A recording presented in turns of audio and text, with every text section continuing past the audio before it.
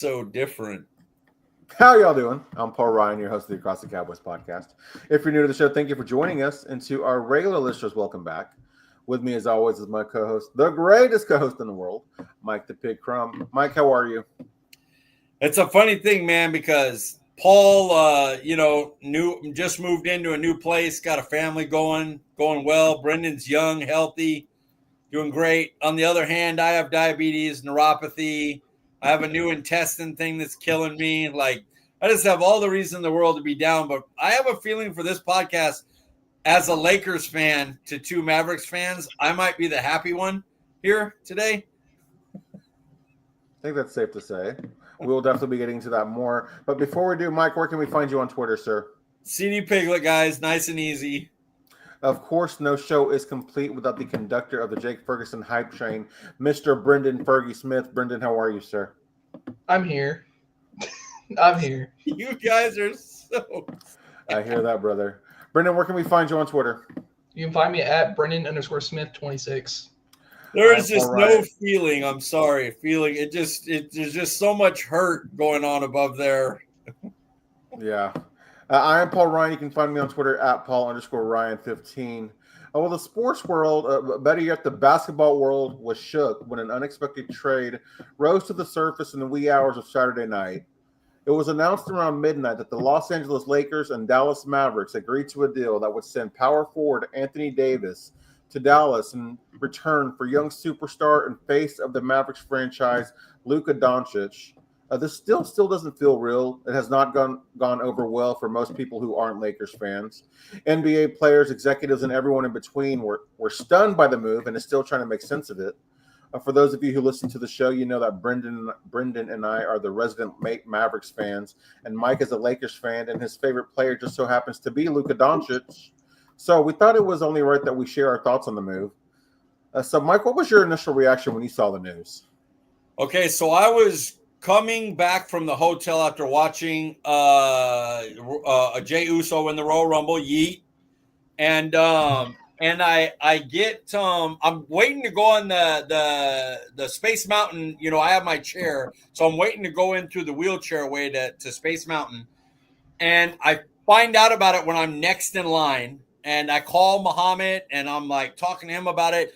As I'm getting on the ride, I'm like, hey, man, I got to go. I'm going to go on this ride. I won't be able to hear you. I'll call you back. So I get on the ride, Space Mountain. I get off the ride, call him right back. I'm walking around the park talking to this guy in Disneyland with him on speaker, left my cart, I couldn't even remember where my cart was because I walked all the way across to the other part of the park talking to him. I got to pass through another ride, and then I was like, hey, this pass is coming up. I got to go on the ride. When I got off the ride, I was like, I can't find my car. I don't know where my card is. And like, it was like a cloud of fog was walking around, and I'm trying to figure out what to do at Disneyland, which is my spot, but I don't want to do anything because I'm like waiting for somebody to go, haha, this isn't real. Come on, wake up. Gotcha. You know? And so I walked around Disneyland in a fog and had to take it took me about 15 minutes to remember where the hell I had parked my cart before I went to go on Space Mountain. That was my reaction, was just a fog of what is happening right now. Is this real? Yeah, Brenden, what about you, man? There's not many words I can describe the way I legit the funniest thing is this is the one time like in forever I'm like, you know what, I'm gonna go to bed at a reasonable time. I'm like, you know what, nothing crazy. So I put my phone on my charger next to my pillow, so I'm just moving stuff around. I'm about to get into bed. I see ESPN notification. I'm like, there's some game on. Why are you showing me this? I look at breaking news. I'm like, okay. It said Luka for 80. I'm like, that's bullshit. I'm like, no, that's not. I'm like, okay, cool, whatever. I'm like, okay, that's a lie. Okay, cool, that's great. And so I just kept reading on. And then Shams doubled down. I'm like, oh. And I legit I didn't have words. I called best friend Cooper, and I was like, dude, I think Luka just got traded. He's like, you're full of it. I'm like, I don't know what to do. And that was kind of like my reaction. I was going to go to bed like at 11:30. I went to bed at 3 because I just couldn't fall asleep that night. Yeah, kind of similar. I was laying in bed just watching YouTube. Wife and son were asleep, and I'm like just kind of scrolling, trying to find another video, and I saw a thumbnail where it was like had a picture of Luka and AD, and it was like traded, and I'm like, yeah, whatever. Like, who in the world would do that?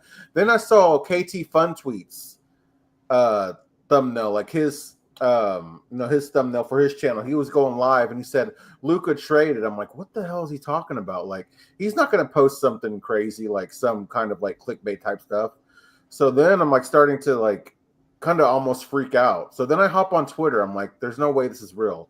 Hop on Twitter, see that it's trending, and I'm like, there's no possible way. Of course, I immediately go to Shams, and he's reporting, and I'm just like, almost like starting to hyperventilate. First, I'm angry, then I'm just shocked. I remember I was sitting there laying there just trying to fully understand what just happened, what's going on, and all of a sudden my wife wake up and she's like, "Hey, what's going on?" I'm like, the Mavericks traded Luka, and I'm not gonna lie, man, I'm almost in tears. And I tell her, I'm like, the Mavericks just traded Luka Doncic, and she's like, no. When she immediately woke up and stayed awake for like an hour. She's not a big time like sports fan, but even she was absolutely shocked by what just happened. So if that says anything at all to what kind of move this is, but yeah, like, I thought it was fake. I was stunned. I almost cried. I was angry. I don't know if we'll ever see anything like this. I don't know if I've ever felt like this, like a sports moment has ever made me feel that way, just kind of taken by storm. Not to compare it, but I just remember when, I don't remember what I was doing, but when I found out that Kobe had passed away, and I was just like, what the hell? Like, what are you talking about? And then seeing that news, again, I'm not trying to compare, but just kind of that feeling like, is this real? Like, did this actually happen? Mike, I don't know if you can, understand what I'm talking about, but the same, yeah, I got on the same thing happened. I called Muhammad, like, is this for, like, it took me the same thing. It took an hour before I was like, I don't believe it. And it took me an hour before, like, I had to be convinced, like, Kobe really died. It was the same thing with Luka. Like, I had to be, I was like in a fog of both of it. It put you in a fog of like, is this reality? What do you don't want to, like, I'm literally at Disneyland going, I could get on whatever ride I want. And I'm like, well, I don't want to go on a ride because while I'm on the ride, if something happens, I want to be able to, like, figure out, like, okay, what's up? And you just want to talk to somebody about it. Like, what is going on? What is up? It was, it was a different, like, devastation compared to elation, but the same type of unbelievable fog from opposite sides of, like, what the hell is happening right now? Absolutely, man. Absolutely. Is this the worst trade in any sport that you've ever seen, Brenden? By far, like, you can say, like, oh, what team wins championships or whatever. You trade, like, I know I got Brendan's bashing later, so like that's why I'm not like trying to go like full in because I already have a rant built up, and so like I'm just like waiting to like absolutely pop off with that. But you trade a 25-year-old who averaged a 34-point, basically triple-double last year, who should have won MVP and it was snubbed for it, took you to the NBA Finals, and you're like, you know what, we want to win now move, and you trade him away. But for the Mavs side, yeah, you got an aging player who can't stay healthy, which your biggest fault with Luka besides money was, oh, he's overweight, he can't be this and all that. Like, okay, cool. Why did you trade for a guy with no legs? That's neat. And then the simple fact that you see later on that the Lakers were willing to give up 3 first-round picks, Dalton Connect, with AD, and you're like, and they were able to dwindle you down. How the hell? This is what happens when you look desperate because you're the one trying to trade the superstar instead of going the other way around. This isn't the Luka trade. It's not, because AD was the person who was traded for. Luka was just somehow a part of it.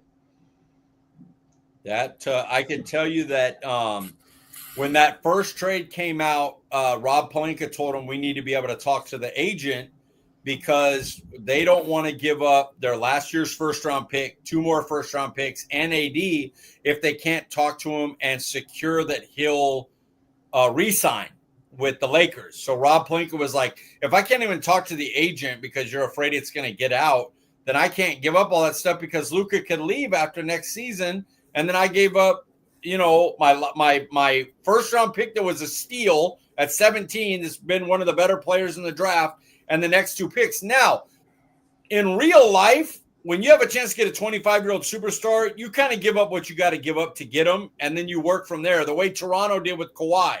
Even if they ended up not winning the championship, it would have been worth it to get him in the building and go, hey, we're gonna have him here and try to convince him to stay. But Rob Pelinka kind of used that to his advantage. Well, if you're not going to let me talk to the agent and re-sign, then we got to rework a deal, because you're talking about I'm giving up AD, who's he was an all NBA player last year, just like Luka was, and then I'm giving up a first-round pick and one of my young building blocks. Max Christie's a good player, 3-and-D guy, hits 3, plays defense, young player. You need that as a role player. So he's using that against a younger GM and going, yeah, I know Luka's 25 and a superstar top 3 player, but you guys don't want him because of his health and his this and that. And he was able to maneuver that into a deal, which was slick from him. But that I'm just reporting what the reason why. What had came out from the Lakers side is the Lakers told him, if we're going to give up Connect and 2 first and AD, then we've got to be able to talk to the agent and know that, hey, Luka will stay here. Luka's not going to leave after next year. And the Mavs guy was like, we can't let it get out, that we can't get to Luka, that we're considering trading him, because that'll, if it doesn't go through, then we're screwed here, because we try to trade him. He's not going to want to re-sign with us, or it's going to lower his trade value, yada, yada, yada, whatever. And so that basically is why that deal went from here's what it is here down to what it ended up being. Yeah. So is this the worst trade you've ever seen, Mike? In hindsight, if you could look at the results, Babe Ruth and Herschel Walker trades were pretty bad. And we don't know, if the Mavs go on in the next 2 years and win a title and AD's like finals MVP, then you might be like, well, we gave up, a guy for 10 years, but we did get our championship, out of it. And then it wouldn't be the worst trade. It still wouldn't be great because you didn't get the value. But if you're looking without hindsight, just the first time you've seen a trade and you're like, damn, a 25-year-old, 5-time All-NBA player, like superstar, was they got that for him? Like, it's definitely up there. It's in tier 1 of bad trades of all time at this point in time. It has to be. Yeah, this is easily the worst trade I've ever seen. No doubt about it. Brenden, has this ruined basketball for you? Yeah. So I'm going to be honest. So my sports hierarchy is, of course, football. No matter what, I hate that it's this high, but it will never go down at all. And I love baseball. Watching the Rangers is a lot of fun. Just also getting into baseball is a lot of fun. And then basketball, it's been hard to watch the Mavs games, so that's also it hurts me watching. And then also 82 games is a shitload. So he's like, oh my gosh, first 20 games, this guy's the MVP. No one cares. Like, nobody cares. Talk to me after the All-Star break. But so basketball's 3, but you just show that you're an incompetent franchise. I don't care if the Mavs somehow went on a run and won this year. You shown that you're disloyal, and that you probably burned every bridge with every superstar that you could get. Because if you trade Luka, no one's untouchable with the Mavs. Yeah, so, Mike, has this made you love basketball a little bit more? No, I don't. Well, I mean, it reminds me of when we got Dion in Dallas. My favorite player all of a sudden went to my team, and you're shocked about it. Damn, I get to root for my favorite player on my favorite team. I don't have to watch him on another team or whatever. But I'm always Lakers. I remember when LeBron came in and a bunch of fans came over as LeBron fans, and Jesse, our guy Jesse, who everybody knows, told me, he's like, I'm done with the Mavs. Tell me what I need to know about Lakers because I'm following Luka. Well, I'm a little less mad about that because the LeBron thing was set up. Luka was stolen from y'all. So I understand that I'm going with Luka, F these guys. Whereas LeBron was like, I'm going to sign over here. And then you get a bunch of people coming over. And I'm like, well, the team that you liked didn't like trade him or get like they wanted to keep him. LeBron chose to leave. It's a different situation, you know.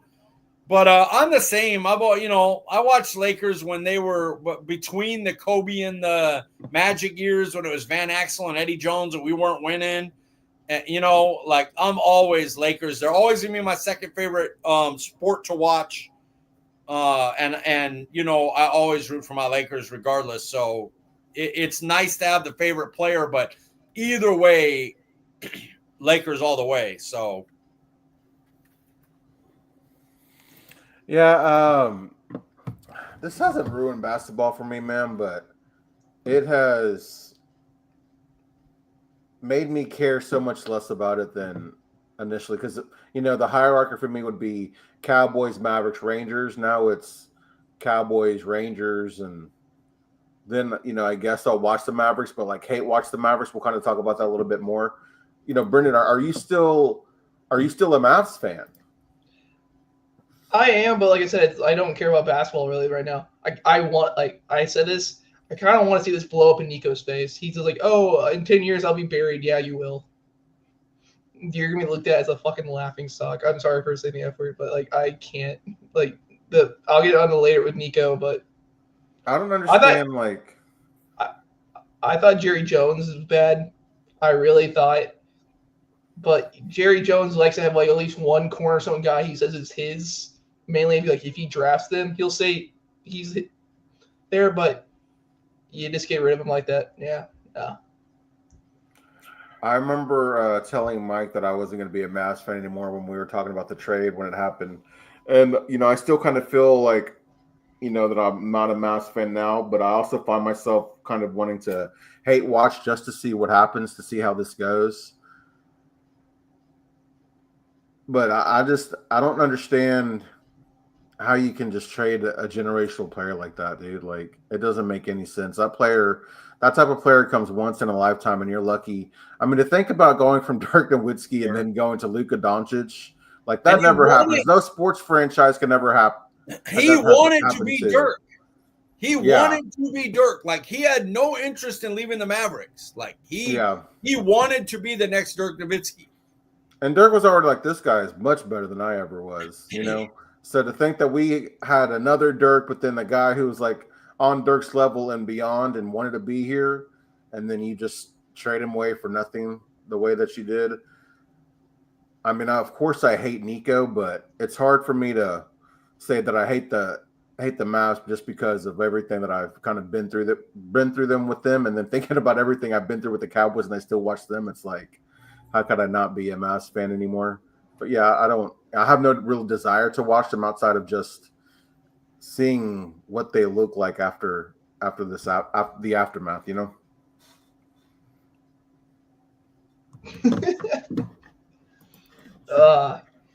This is the least I've wanted to talk on the podcast. Like, I love hanging out with y'all, but my brain goes, you're gonna say a lot of things, and a lot of things get to you where you can't speak on the internet anymore. So I'm like, just like holding my tongue. Therapy sessions, a therapy session for the Mavs fans. This is kind of what I mean, I thought it'd be good to talk about it. It would, you know, kind of help to talk about it with you guys. But, you know, Mike, how optimistic are you as a Lakers fan about this move? Well, yeah, I mean, the idea is to get a Luka player. That's the idea. You know, Magic, Kareem, Shaq, Kobe, and now you have the next. You had LeBron, AD, which got you one title, and now the next, you know, thing is Luka and what you build around. Like it's. We'll know in about 2 seasons what it's going to be, because typically a basketball player's prime is going to be 25 to 29. So this next 4 years, what can you build around Luka to, you know, you need one more, you need the next guy. What guy are you going to go get? You know, because you save 100, you ain't got to pay him the super duper max the Mavs could have. So you're going to have extra money. So who can you go entice and go, hey, it's the Lakers. Look, we've gotten this guy. Now we got Luka. Like, we're the Lakers. We're going to be the team. come over here and let's win a title. Because after LeBron, a lot of teams, like, they tried to get Kawhi Leonard. He said, I'm Clippers. They tried to get Paul George, Clippers. DeMar DeRozan, like, they were trying to make moves and ended up with, like, Westbrook, they it's been down a little bit. Like, LeBron's old, this and that. Well, now you got 25-year-old Luka. You got the next chip. There's optimism in the next 10 years now. Instead of it being like, I'm watching because it's Lakers, but they're in a rebuild. Now they got to retool around their next guy. And it's crazy to think that not only is Luka, he's gone obviously, but they're even talking about trading Derek Lively. Like the two most exciting players on the Mavs are potentially about to be on their way out. Have you heard about that, Brenden? What do you guys want? What'd you hear? Talking about Lively. I heard this earlier today on Mavericks Digest on YouTube. I wonder what they're going to get. Because I would think the reason AD would be, waive his no trade and his trade exemption is because he's like, well, I could finally play the power forward. You would still have Gafford if Lively was traded.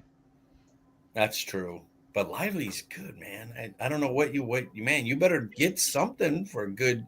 That's a good young center, man. No, his health concerns, man. We can't trust anything. We'll get a first-round pick. Yeah, that's a conversation that could take a long time to talk about. But from what I understand, it was maybe potentially him going to the Heat and like a Jimmy Butler type of deal. But I would hate my life I want no part of Jimmy Butler. Dude. Like, he does not excite me at all. I love Jimmy, but he's older. Yeah, he's older, and Jimmy. You don't want Jimmy in that locker room. Yeah, I wouldn't. Jimmy would break Anthony Davis. Anthony Davis ain't got the mentality to deal with Jimmy Butler. He would not be a fit in the Mavericks locker room with Kyrie and what you said about Anthony Davis. Is there anything that can justify this trade for you, Brenden? No, not really. Honestly, no. Because I was talking about. I'm like, they can win it all this year because we'll talk about it later, like their future and stuff. But like, I don't care. Like, I don't want anything nice for Nico. Yeah. Like, Nico had all this goodwill. Like, everyone's like, dude, he's quietly the best GM we've seen in a while. Look at this. He trades for PJ. He trades for Gafford. Like, moves Dallas needed to make to go deep in the playoffs. Like, they needed PJ and Gafford badly. And it worked out. They completely revamped the bench. And everything's going well. They get Clay. I even talk about getting Kyrie 2 years ago. Then you do this. What's the point of, like, the win now move is to get rid of your MVP caliber player at age 25. Yeah, your superstar generational talent. Nothing could or will justify this trade unless we find out Luka is a Justin Tucker, Deshaun Watson type of person off the court. But, as far as compensation goes, I can't think of a single player I'd rather have than Luka. No amount of picks could justify this trade, and I don't know who I could add to AD to justify this deal. If we got AD, De'Aaron Fox, and like 3 first-round picks, that would be a start. Even then, though, I'd still rather have Luka Doncic. Mikal Bridges went for 5. Rudy Gobert went for 4. Yeah, don't remind me, dude. I've been hearing that all day. Like, I don't understand the logic of this. I mean, AD, for what it's worth, no hate to AD because he was all NBA on offense and defense. Like, players don't do that. That's not a common thing. So, I don't want to take anything away from him. He is having a career year, and he's been really good these last 2 years as he's gotten older, finally looking like he might stay healthy. But I just, when you compare like to what you should have gotten and could have gotten to what you did get, it's just sickening. Correct. How many, if any, championships would it take for you to forgive Nico for this move, Brenden? I need the Mavs to go on their own 3-peat. Like, we're talking about like the Chiefs and stuff. Maybe we're going on a 3-peat this weekend. Like, I would need 3 straight for me to even consider. But then I also got to think of, even if the Mavs are winning, what are the Lakers doing? Like, how is Luka looking with the Lakers? Because we know firsthand that he can single-handedly keep you afloat, even if your roster isn't that great. I mean, the roster that he took to the Western Conference Finals, dude. Oh yeah, against Golden State. Yeah, I had no business being in that. Yeah, Mike, you're fine. We took Dwight Powell to the effing Western Conference Finals at center. So Dorian you're good. Okay, don't mess with Dodo. Like I know I'm y'all just have. saying. Like, what is he doing with the Nets? I love Dodo. That's my dude. But Dorian Finney-Smith, Dwight Powell, like that mishmash of a roster that he took, like, come on. Dodo's been good for Lakers so far. A handful of games, but he's been kicking butt. What up, Carlos? We're not talking Cowboys right now. You know, I imagine you heard the news about Luka Doncic, so we're talking about the Luka Doncic and the aftermath there. So I hope you'll stick around as we will talk about the Cowboys and their recent moves. But as we're currently talking about our frustrations with the recent Luka Doncic trade. I don't know how many championships. What I've got written here is I don't think I'll ever forgive Nico or the Mavericks front office for this. I don't even think 3 titles would do it. To be totally honest. Now, we win a title. My tune could change a little bit, but winning without Luka as opposed to having the chance to win with Luka is so much different for me. And that probably doesn't make any sense but I think I just kind of got to a point where maybe I liked Luka more than I liked the Mavericks. Some people are like that about Dak to push it to Cowboys. Some people are like, we just love who this dude is. You know, and the way he has to deal with the Joneses front office and still go out there and takes everyone hit and is blamed by half the fan base for 30 years of failure. A lot of people are love Dak like that. So, it makes sense. Well, it's not just about the player. It's about the character himself. Like, I know you brought the Dak, which good job, Mike, but I got to bring it back to Luka. Just like, it's who he is. Like, he's been a great person in this community for DFW. For all he's done, is he completely socially awkward? Heck yes, he is. He's one of the most weird dudes to see on an interview, and it's hilarious. But like he cares. He does everything he can. Every time the Mavs are doing something, Luka is there for the community, and it's just like so. It's not just that you traded away your franchise's player; you traded away a person who meant a lot to this community. Yeah. He made Mavericks basketball fun. Dirk was amazing, but Luka just does something different for the game, like what his style of play and what he does on the court. He just makes it fun to watch. And he's that's taken away now. I'm a Lakers fan, and he was my favorite player. Yeah, with no connection. I'm not talking about now that he's a Laker. I'm talking about since he's been in the league. He's been my favorite. I watched Mavs were my second favorite team. I rooted for Mavs. Other than when they played the Lakers, I rooted for him every other game because I loved Luka Doncic. Crazy, man, crazy. Mike, in NFL terms, what trade would be equivalent to Luka AD for you? This is one of the questions when I skimmed over the show sheet in my little bit of time that I did some that I think I got a good one here. Okay, so Luka would be like say Josh Allen, Lamar Jackson, type of young superstar player that hadn't won yet, but you could tell like he's one of those dudes. And they traded him for how about this? Matt Stafford. So AD for the Pelicans didn't ever win anything. He was good statistically, but never had playoff success, just like Stafford. Went to another team, and LeBron was like the McVay there, and won a title with them.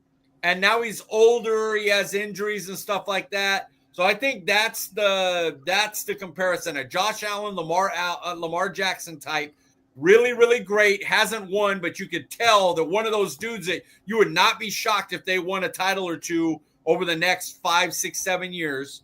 And then Matt Stafford, an older, dominating player that didn't have a lot of success, that got traded and then won a title and is now kind of aged and it can still be great. I mean, he just had a game where he had a double-double in one quarter, 21 and 11, and ended up with 42 points, 23 rebounds, and like 4 blocks or something. Like, he can do that, but he's older and his nickname's Street Clothes for a reason. Yeah.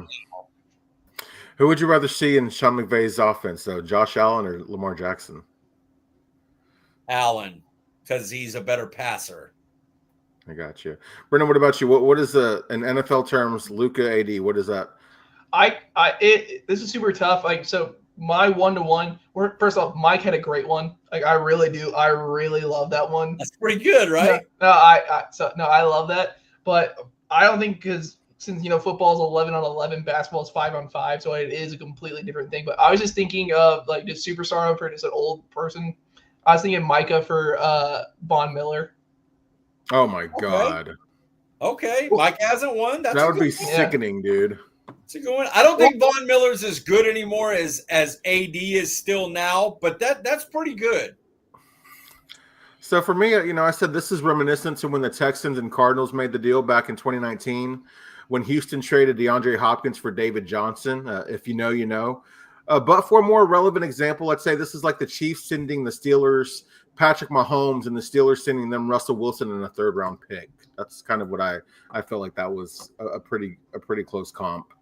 AD is a better player than Vaughn and Russell Wilson. He is. I got to give him that credit. Like he's an all NBA caliber player. But you're right in the idea of, like, you're giving up a dude for the next 10 years that there is there for a older guy that might be to that level for 2 years, but is not that dude anymore. Exactly. Yeah.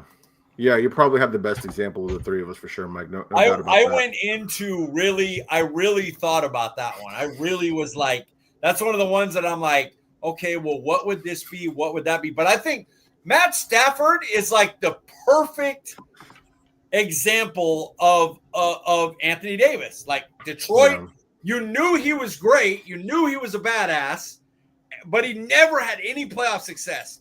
Then he got traded, and he got McVay, a.k.a. LeBron. They won a championship. And now it's like you see the glimpses, like, damn, this guy's still one of the 10 best players in the league. But he's, last season he missed all year with the injury, Matt Stafford. There's always going to be that worry that he's going to go out, and he's not consistently going to put up 30 points in all pro numbers. But every once in a while, he'll hit you with damn, that guy's still one of the best in the league, that type of thing. When I was doing the sheet, I don't remember if it was while I was doing the sheet or at some point today, I just remember thinking that, like, there were those times when I would put, like, what would it take for you to trade Dak Prescott? What would it take for you to trade Michael Parsons? You're like, I'm not even going to discuss that, dude. Like, that's not, like, why are we discussing that? That's never going to happen. Nico Harris made that happen. He did the unthinkable and actually did it. You know what I mean? It's now viable. When you say that and I go, it's not something that would ever happen, Paul, you could just go, Luka Doncic. I go, God damn it, I'll have to answer it. Yeah, dude, just totally insane, man. Before we get too off track, with their recent, does this move make Nico Harrison the worst GM in Dallas, Mike? No. Jesus. Oh, look wow. Look at all the things Brenden just said. Brenden was like, well, he just brought in, what was it, Kyrie. He brought in PJ Washington and everything, got him to a finals, went and got Klay Thompson. Now, this was an idiotic, stupid move. Jerry hasn't won in 30 years, has no idea how to use the salary cap. Traded Amari Cooper for pickle. He traded Amari Cooper, and 2 years later, somebody traded him for more than he got. Like, it was a horrible move. But at least, like, this dude's done something good recently. Like, finals, Western Conference finals, like, Jerry, 30 years. Basically, the minute the salary cap came in place, we had an incompetent GM, and he was the fucking owner, so we had to deal with him for 30 years. At least if this guy, if AD breaks down and everything goes wrong, he's gone in 3 years. Tops, if everything doesn't work out. He's an idiot. Yeah. We've got dummy till he's dead. So, no. I mean, I know you guys as Mav fans are going to have different takes, but this has come – forget that trade. I don't care about that trade. 30 years we're stuck with the worst GM because he owns the fucking team. And he's god-awful. And he has no idea what he's doing. We can't even get excited about Myles Garrett because we know he sucks so bad that the only way he'd trade is if he gave him Micah Parsons for him because, as Brenden and us talked about before, he might want to steal the headlines. That's how bad our GM is, that we're not even in consideration for maybe the best defensive player in football. We're not even, oh no, because we wouldn't pay him. That's how bad Jerry Jones is. I want to make sure people remember that this guy's a moron and he made a terrible trade, but at least he can be fired. We got to wait for ours to die, which I don't wish that on him. Even as a Cowboys fan, and it may help the team. I can't imagine Steven Jones doesn't do some things different, but I don't wish death on him. Live till you're fucking 100.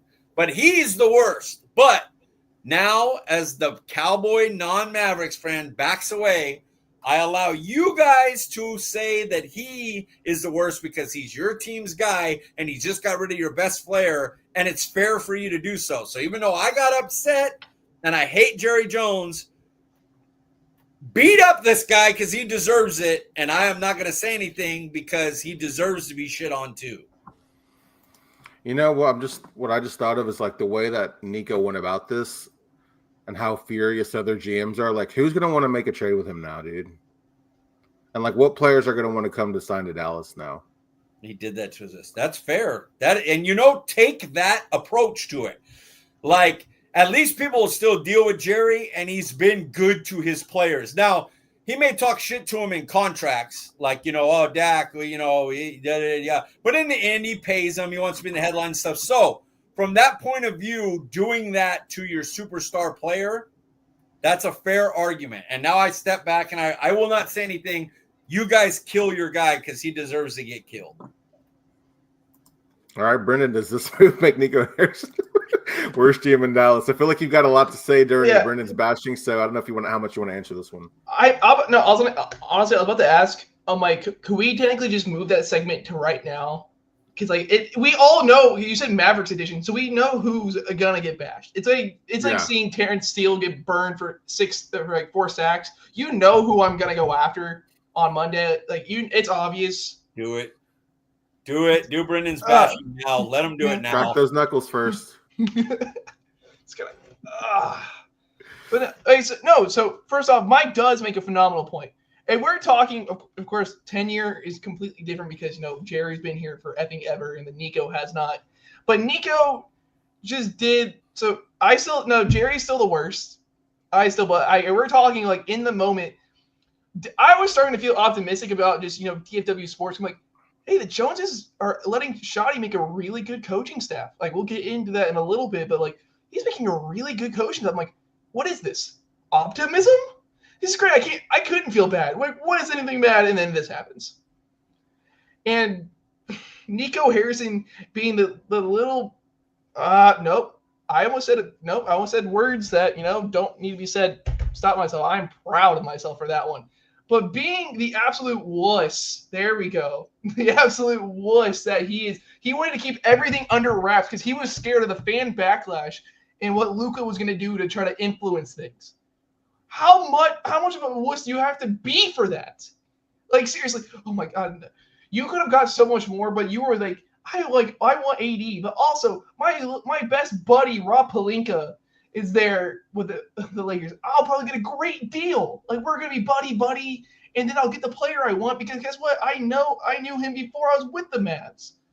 Everything Luka liked on this team. Of course, he loves his teammates. I'm not going to try to get Luka never liked Kyrie because we saw the playoff run. They loved each other and all that. But all of Luka's friends and all that, Nico got rid of.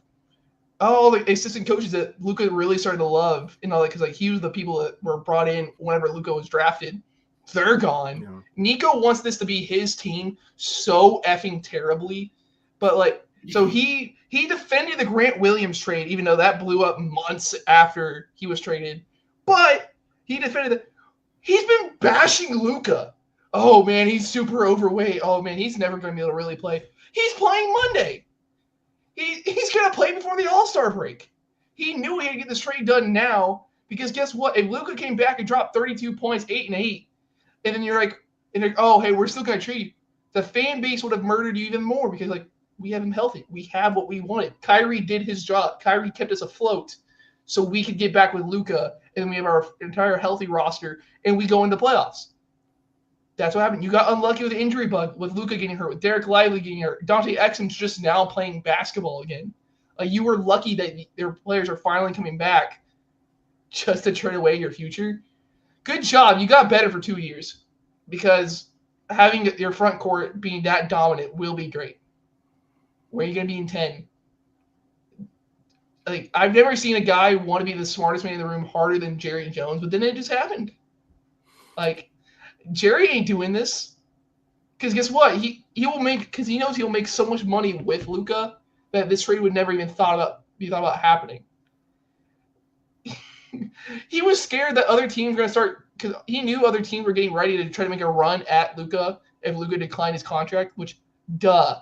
If Giannis goes out and say, hey, I'm not signing you this summer, 29 other teams are calling saying, hey, so like, what money are you thinking about getting? Like, we'll talk about this in the summer, but what are you thinking about? Every team will go after that. You know what happens? That's what happens when you have a top 3 player in the league. It's just what happens. But no, you won't think, oh, I'm scared of paying him. Oh, I'm scared of his health and all that. He's going to help us win now, which he just went to the NBA Finals. Like I said, he's the MVP runner-up. He should have been the MVP. He's the reason why every time you saw him before the game, he was covered in ice bags. But wait, I thought he was fat. Like, he shouldn't really be hurting. He just shouldn't be able to move because, he's out of breath. He's out of shape. He put everything on the line. He's the one who beat the Minnesota Timberwolves. Like, of course, it's a team game. But the times that you go, oh, the Mavs won early, it's because Luka dropped 20 in the first quarter. That's what you do. Every teammate loved him. And guess what? Does he complain a little too much? Yes, he does. I will full on admit it. But when you're a top 3 player in the league and you can drop 70 if you really get pissed off, you do whatever you want, man. I can't complain. You go do you. He bought an effing house last week. $15 million.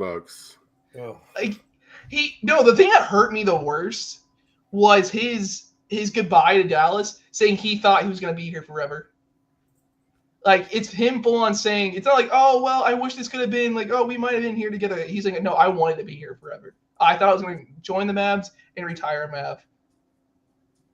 Dude, you've ruined your fan base. There's funerals going on at AT&T. Not AT&T, American Airlines Center. What have you done? You went from, like, dude, hey, we might actually have a general manager to you shouldn't be anywhere near sports. The new ownership doesn't know jack squat. You didn't tell your coach, which was very obvious in the press conference. Jason Kidd looked lost. He looked dumbfounded. And he's saying, we're aligned on this. And Jason Kidd just looks dead. Like, you murdered your coach. Like, Nico's answered 3 questions and then left Jason Kidd to the Wolves. And Jason Kidd had no answer. Jason Kidd signs off on that deal, dude.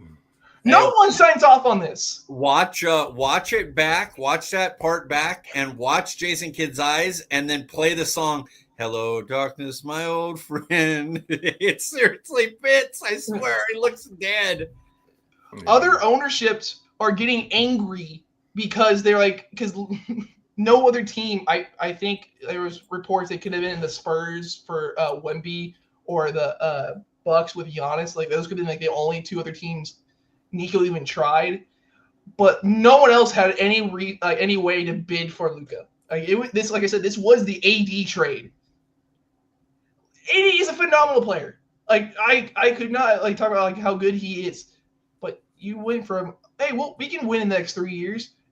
Like, you just ruined your future. You have Derek Lively, who will be your future, unless what you said earlier, he might get traded. So who knows if that happens. If that happens, everything needs to burn. But, like, you have no future. And there's a chance Kyrie might not even re-sign with us next year, dude, this summer. After this. I wouldn't be surprised if he joined LeBron and AD next year.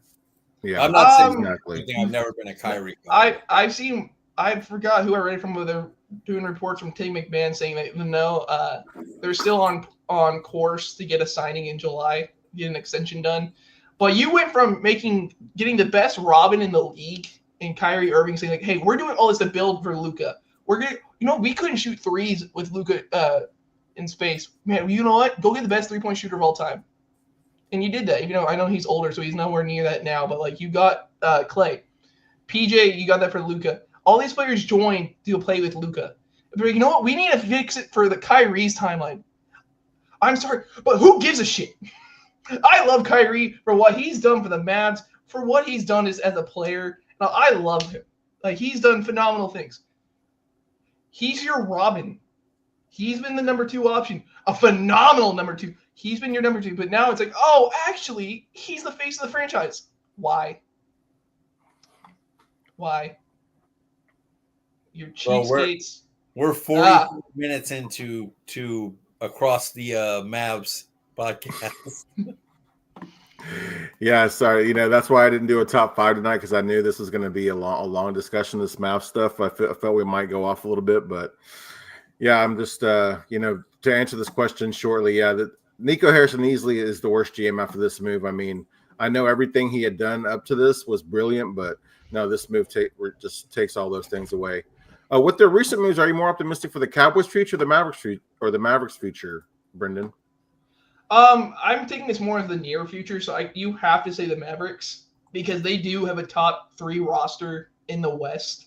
If everyone's healthy, I gotta preface that, of course, if everyone's healthy, but you have a top 3 roster in the West, you'll be competitive for the next 3 years. After that, God knows what your team is. Like, honestly, I have no idea what the Mavericks' future is. You don't have any first-round picks. And now you have this. So, for 3 years, dude, hey, they could go on a run. After that, I got nothing. Mike, what about you? Well, I have no optimism. I mean, you have no ties to the Mavericks, obviously, but when you look at the just the future of both of these teams, which one has Jerry Jones as GM until he's dead? I'm less optimistic in that option. That they don't like. I believe Nico Harris made a bad trade, but do I think he might go out and sign somebody in the offseason? Like, that is a difference maker? Yeah, of course. Will Jerry go out and sign somebody in the offseason that's a difference maker for Dallas? No. So, I mean, by default, I have to be more optimistic in the Mavs, because at least if their GM sucks, they could fire him. Our GM, we've been dealing with it 30 years. He would have been fired 20 times over already. So, I got more optimism in the Mavs, even with no connection, than I do to the Cowboys. That's fair. After the recent hirings, how excited are you about this Dallas coaching staff, Mike? All right, here we go, guys. If you're listening where you don't want to hear the Mavs stuff, at 47 minutes is where you although I did get a Cowboys rant in there too, so but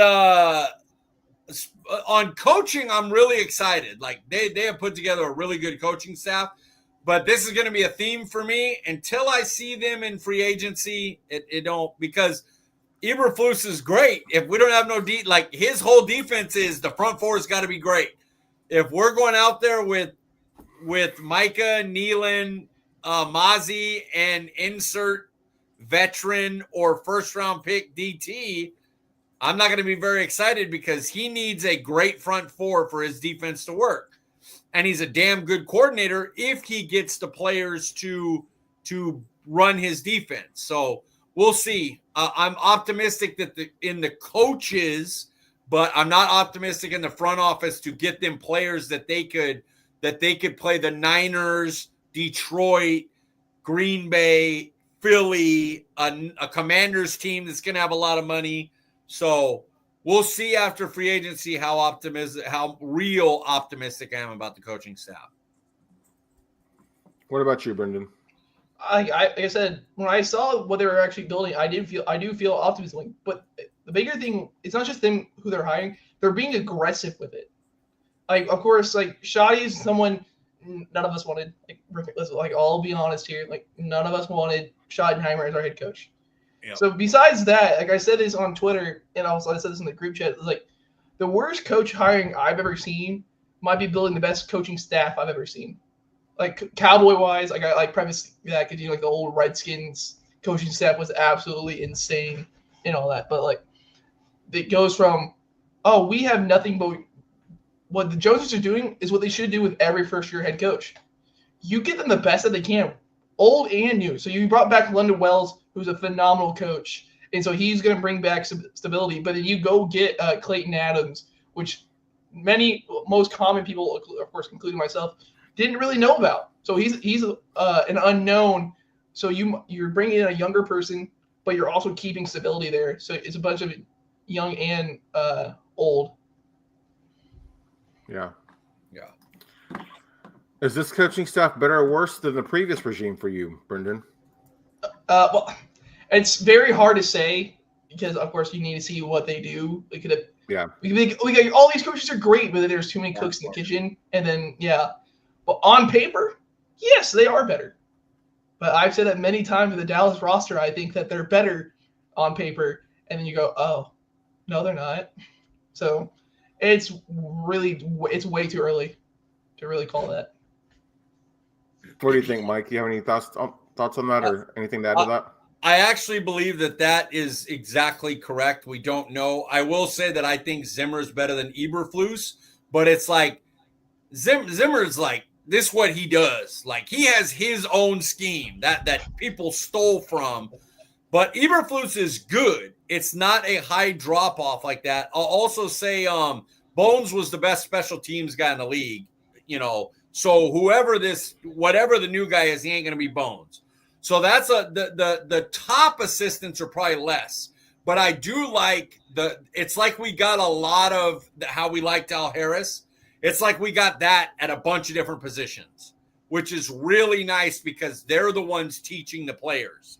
Mm-hmm. The main guys give them what they need, and then you got those under guys. And, of course, like Brenden said, Clayton Adams looks like he could be a star. So, I think on paper, that it's better all around. Who on this coaching staff are you most excited, curious about, Mike? It's Clayton Adams. I mean, this is another part that I did, so I'm going to get my notes here because I did a little bit of research on Arizona. We went over a little bit of it last week, but here's some more stuff. 2024 Arizona run game, 2nd in yards per play, 7th in EPA per rush, 2nd in rush yards before contact, which is enormous. 9th in success percentage, 4th in 10-plus runs, 1st in 20-plus runs. They were up against the 7th highest stacked box percentage while doing that. In pass blocking, because everybody talks about the run blocking, but they were if you know Kyler Murray's game, almost all the sacks he give up is because he holds onto the ball too long. Like, he is a sack merchant. And in pass blocking, they were 11th in pressure rate, 18th in sack rate. That's with Kyler Murray at QB. And then versus 4-man rushes, which is what Dallas has been getting a ton of in the last few years of Dak Prescott's era, they were 5th in pressure rate and 2nd in sack rate. That's with Arizona's offensive line, who aren't very good. So that dude knows what he's doing. So excitement level, maybe it doesn't work out. Maybe the Joneses suck and don't get in the players and it just doesn't work. But excitement level, I'm really excited for what he did in Arizona with what he had. Like, James Conner James Conner is not much better than – James Conner isn't better than Rico Dowdle last year. Rico Dowdle did more with less last year than James Conner did, and he was doing that. At worst, those are equal-level players. Like, neither one of them are breaking big plays all the time. They're more inside guys, efficient runners, and he was doing that with them, and he didn't have Tyler Smith. He didn't have, Cooper Beebe. He didn't have guys like that. So I'm excited for Clayton Adams. Yeah, I figured that might be the common answer. What about you, Brenden? It's Clayton Adams. Like, are you telling me we can actually get a coach who's creative and who will have a voice for once? You're telling me we actually might have that in the year 2025? It took me 22 years to see this. Are you kidding me? That's what you got for sacrifice was Luka. Sorry, man. If Dallas goes on a run, then I will take that any day of the week. Like, I'm like I said, football is still up here whether I want it to or not. Like, even in a depressed state, I will talk football with anyone. Someone I'm really curious about on this coaching staff that is kind of, flown under the radar, at least, from what I've seen, is Aaron Whitetail, the defensive line coach that we got from the Jets. I'm really curious to see what he'll do with this defensive lineman. I know that we don't have a lot of pieces right now as it stands today, but seeing that he is like a good development guy, see what he could potentially do with Mozzie and Nealon and Sam Williams and Micah and stuff. I'm really curious to see what he'll be able to do with our guys. Yeah. Did y'all like that move? That leads into the next question about the elevated groups of coaches. Yeah. All right, so go after Michael. Which position group do you think will be elevated by this staff? So O-line's an easy answer because what he did with Arizona, but I really believe if the Joneses do their job and bring back a Golston or a Tank, get Osa or a Osa, somebody in free agency to replace him that is not an older aging body, but a real guy like they traded for Buckner, DeForest Buckner or something, or Eric Armstead. And then they drafted a guy in the top 50. Aaron Whitecotton, look what he did with McDonald. Look what he's done partly with Quentin Williams. Yes, they're great players, but we've seen, first-round picks not make it, So Huff is another guy he was great with. So, yeah, he would be my answer for the position that's elevated the most could be the D-line with him. What about you, Brenden? Of course, we don't really know who's going to be in the running back room, but I do want to say the running backs in general. Our style of play under Mike McCarthy is inside zone, and that's what you get. You might get a puller, and we'll see. Maybe we'll do something a little crazy here with Kevontae Turpin. That's as much as you get. You'll see the crazy pulls with Clayton Adams. You're going to see Tyler Smith and Brock Hoffman out in space, ready to kill someone. As you see whoever running, this is the type of role I want to see Deuce Vaughn. Of course, I want a way better running back. Don't get me wrong, but if Deuce is gonna show you anything, it's going to be now with Clayton Adams running this offense. Somebody that calls a counterplay. Finally, you tell me we're running to the outside? I didn't know that was a thing. On a counter, faking one way and going the other? No way. You're telling me our offense isn't going to be completely predictable? Yeah, give me 1 second, guys. We've got a new viewer here. Video Gooner 58's joining us now. Appreciate you stopping by, man. And also Carlos Edwards is back as well. Love to see the guys stopping by and supporting the channel. Is there a position group you're worried about because of this coaching staff, or maybe just because a lack of talent as of right now, Mike? Special teams. Bones was the best. So, no matter what you get, I'm not saying Sorensen's bad or anything like that. Even if he's great, he's not going to be Bones. This is special teams is Bones. He's number one. He's the dude. So, yeah, no matter how good this guy is, he's not going to be Bones. So, that there will be some sort of drop off in that area. Yeah, what about you, Brenden? What group are you worried about? It's not that.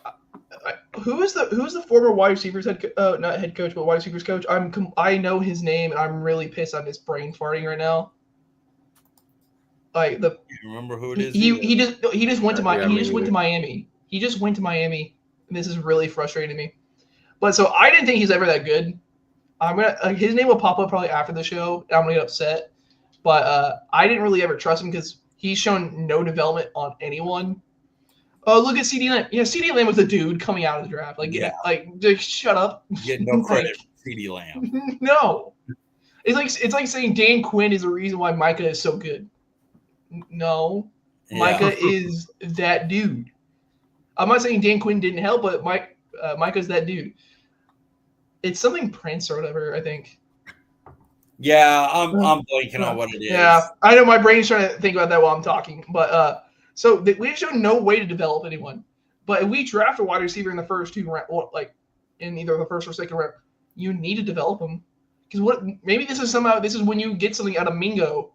Because guess what? You finally have a coach who can get to him and say, "Hey, I know your strengths now. Let's work with it and start building you up." And so it's just the wide receivers look like we're going through the motions half the time. I guess you can say Kevontae Turpin got better, but I think it's just because that's God-given talent. Because he's so shifty. No one watches the Pro Bowl, but he did get a few sacks though when he was just legit sprinting towards Joe Burrow and all of them. Cavante So Turpin was used better. That's the difference. It's not like he became this all-world receiver. They just used him better and more often, so he was able to make more plays. yeah, no, I agree. So it's just I need to see development in that room because you just paid CD, but Dallas doesn't like giving more contracts. So who knows how much longer CD Lamb will actually be here, and all that. You gotta develop. You like your later round guys, like you like Flournoy and all that. You gotta develop. Agreed. Like, or they're gonna be okay. Cool. You have one receiver one. You have a bunch of fours. Good job. Yeah. Is in terms of philosophy and schematically, does Genty make the most sense for this team, Mike? Mason Graham, Eberflus needs, like, people don't understand. If Eberflus can't stop the run with his front four, or they're not able to open up linebackers and get pass rush, that's his whole thing. The front seven is pretty basic. It's the back end that he'll like mess with people with. But he's not doing double gap blitz scheme or any of that. Like, your front four stops the run and opens things up for your linebackers to make plays, and they pass rush so that your back seven can cover and they don't have to cover for a long time. So Mason Graham, they're both, Genty and Graham are both about top 5 players. If one of them fell, the guy that would fit the best would be Mason Graham. Because and another thing is, I think Genty on any on any scheme, anything, when you get a guy like that, is like, hey, just stick him in and he could get a 70-yard run on one play. Like, that's going to help anybody. But specifically, the way Eberflus's defense works is you've got to upgrade those defensive tackles, that D-line through the defensive tackles, really. But the whole D-line has to play really damn well. Because of how many needs they have, the new coaching staff, and their approaching free agency, should Dallas take a best player available Detroit Lions-like approach to this draft, Brenden? I gotta see who falls. Like it all depends. Like, would you necessarily want a wide receiver in round 1? Not completely, but if Tet falls, you take him 10 times out of 10 times. You don't think about it. You run to the podium and you go, okay, cool. So what do y'all want to do for us tonight? Like, you don't think about it. Like, Mason Graham would be great, but it all depends on who falls. If there could be an offensive lineman who's the best player on the field, I don't want an offensive lineman. You have some more needs, but if you can assign someone in free agency, then yeah, we'll talk. Let's go take whoever we want. Let's go have fun. We can have a whole sheet of this who we could take in the first round, and we could trade back or whatever. We could have a lot of fun. Just to see what free agency is going to be so key. Yeah. Mike, what about you? If QB or tight end fall to 12 and they're the best player, I'm still not taking them. Right. So need always plays a part. But as best as possible, you'd like to take best player with mixed in need. Another thing is, say we got Genty at 12 and the best player in the next round is Amorion Hampton or Johnson, another running back. Well, you're not going to, take him because you got your guy, so need is always part of it, but BPA as best as possible, considering your needs. All right, here we are with Mike's view from the sidelines. What did you learn about this class from the Senior Bowl? It's hard to say. This class it feels like, minus like maybe running back, is really deep, but I don't feel like there's I don't know. It's going to be hard to find big contributors in day 3 with this class.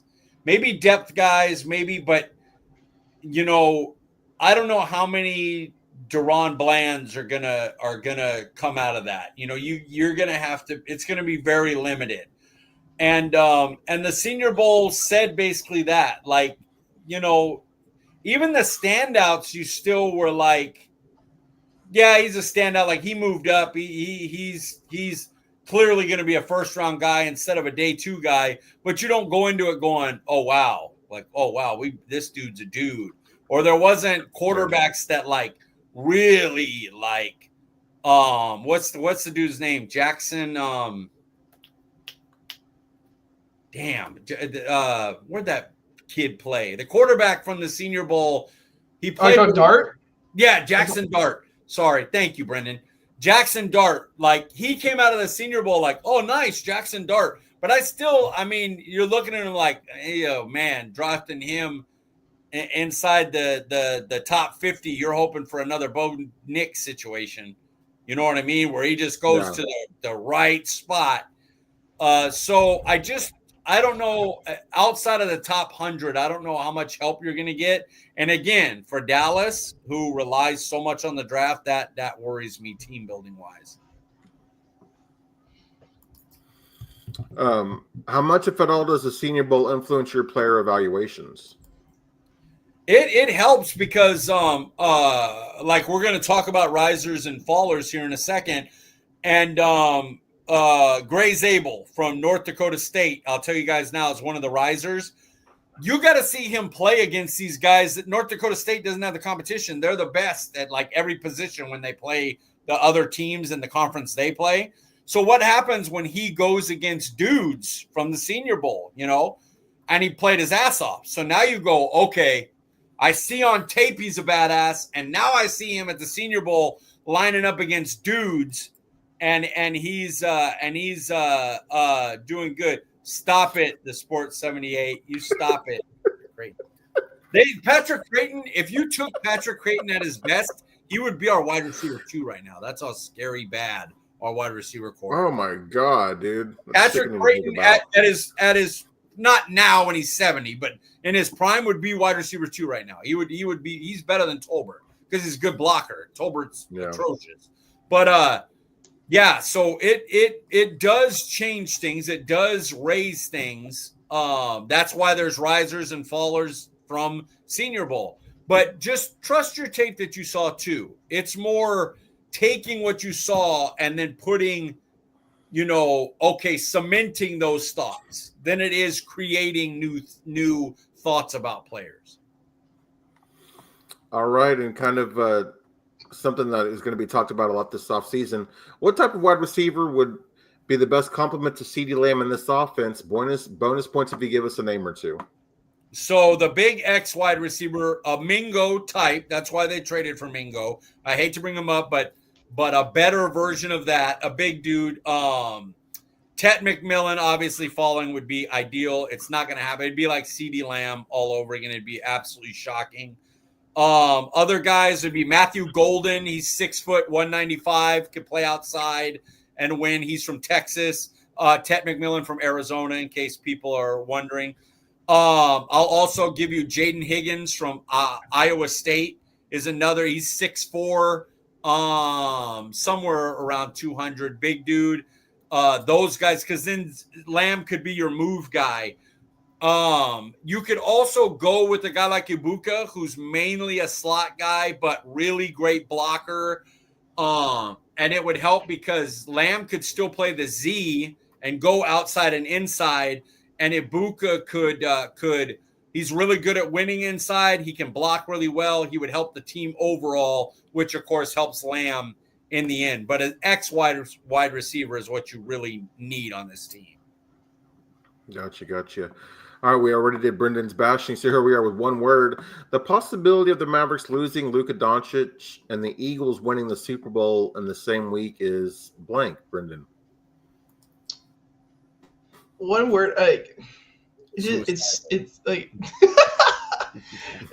I want to say like my brain goes like vomit inducing, so I guess I'll just say like sickening, because like I already don't want to watch the Super Bowl. I'm gonna keep looking at the score because of course, but like there's so many other things that would bring me joy. I love football. I don't love football that much to watch another Chiefs-Eagles Super Bowl. It's a lose-lose situation. I'm still rooting for the Chiefs because F Philly, they don't deserve happiness. But like, it's sickening. It's why would you do this to me? Where's baseball? Yeah, catchers and pitchers reporting in about a week. Mike, the The Mavericks losing Luka and the Eagles winning the Super Bowl in the same week as blank. Well, for me, it would be compromising because if I have to watch Eagles win the Super Bowl, I had better get fucking Luka Doncic on my team because I'm a Laker fan, so I got him. So for me, it'd be compromising because it's like, oh, I had to watch the Eagles win the fucking Super Bowl. Well, at least I got Luka to root for the next 10 years. So a little bit different word than for you guys, obviously. Yeah, my word was actually sickening as well. So me and Brenden are, having the same thought there. Here we are with prospect preview. Prospect review. Last week, Mike, I asked you to look at edge from Ole Miss, Prince Umanamielen. I'm pretty sure I butchered that, but Umanamielen. Umanamielen, okay. It's Princely Umanamielen. He's from he's an edge from Ole Miss, senior, 6'4", 255. I have my notes on him right here. A lot of traits. This is why he's gonna go in the top 50. He's really tall, powerful, long arms. Like, I shouldn't say powerful. The frame to become powerful. Mm-hmm. When his get off is good, he can accelerate around the edge well enough. He has a pass rush plan already because he's a senior. He's had years to develop it. Like, when his get off is good, he can go around you. So a tackle has to go, okay, if this guy gets off quick, I'm in trouble. Well, he has a great spin move, which, by the way, he didn't need to use it every move at the Senior Bowl. Like, it seemed like that's all he was trying to do was show that he had a spin move at the Senior Bowl. I didn't understand that. But the problem is that he's probably got a couple of years of development needed with good coaching development. He's got to put peanut butter on, as Vach Lombardi would say, to get bigger. Because, like, he can set an edge, but he doesn't break off and make tackles often. He hasn't learned that, and he doesn't have the power to do that. So he can hold an edge and make sure the runner has to go back inside, but he's not making the play himself. He has a bad get off. It's very inconsistent. Like, a lot of times, if he's close to the snap, he's hard to block, but a lot of times he's the last guy off the ball. I'm not going to say he's Mozzie, but he's, he has snaps like that occasionally, like Mozzie did in his first year. He has had 40 games against SEC competition, which is really good. You learn to play football versus better players. So the thing about Princely is you'd be using, say he fell to us and we got him at 44. You'd be using the 44th pick on a player who could be Daniil Hunter. That's his player comp for most people, including me. But he also could be Taco Charlton. Like, yeah, we got the guy with the frame and size. But if he doesn't develop, now he's got a better get off and a get around than Taco ever did, than Taco ever thought of. But it's the same type of, we're going to take the bigger frame guy, the bigger guy that can set an edge and play eventually with more power and more length than just the twitchy get off bendy guy. He's not that. He's not bending around the edge, So he would be a risk because he's a senior, and what if this is his ceiling? You know what I mean? But I think if you could put 8 pounds of muscle and lean him out and get him stronger over a couple of years, he's a guy that could turn into a DeMarcus Lawrence. So, it would be, it's not somebody I want to risk on, but it's somebody Eberflus might. Yeah, real quick before we talk about the prospect preview, do you think that the coaching staff used Taco Charlton correctly? Yeah, I mean, the type of player he was fit, the type of, like, what Rob Marinelli's thought process is about, we need a guy that can rush the passer and be able to defend the edge side, but he just wasn't a good pass rusher. So it you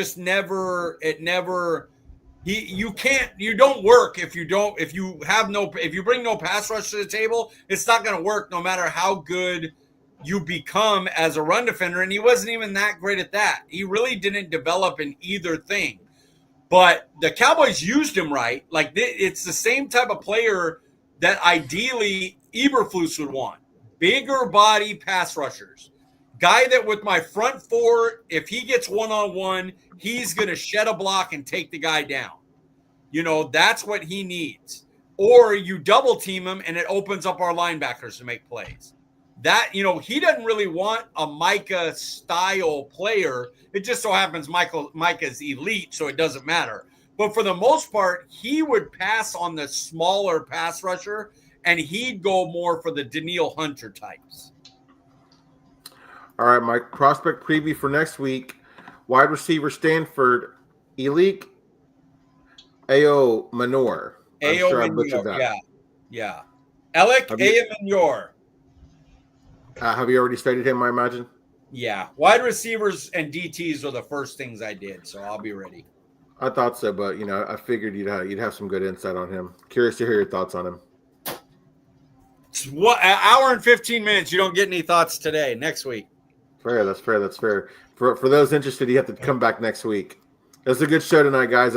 No top five. As I said, I didn't want us to go to 2 hours, and I feel like that's what it put us at 2 hours. So, good discussion. I'm glad I got to get some of the not the Cowboys, but the Mavericks hate off of my chest, out of my heart, or whatever you want to call it. Yeah, that we got 45 minutes of that. This show would have probably only been like 45 minutes. Well, we would have had a top five. So, yeah, it would have been about an hour. Yeah. Well, I enjoyed the discussion as always, boys. Before we get you out of here, Mike, where can we find you on Twitter? At CD Piglet, guys. Nice and easy. Brenden, where can we find you? At Brenden_Smith 26. Guys, I'm Paul Ryan. You can find me on Twitter at Paul_Ryan15. We appreciate you joining us, and we will see you guys next week. Good therapy session for you.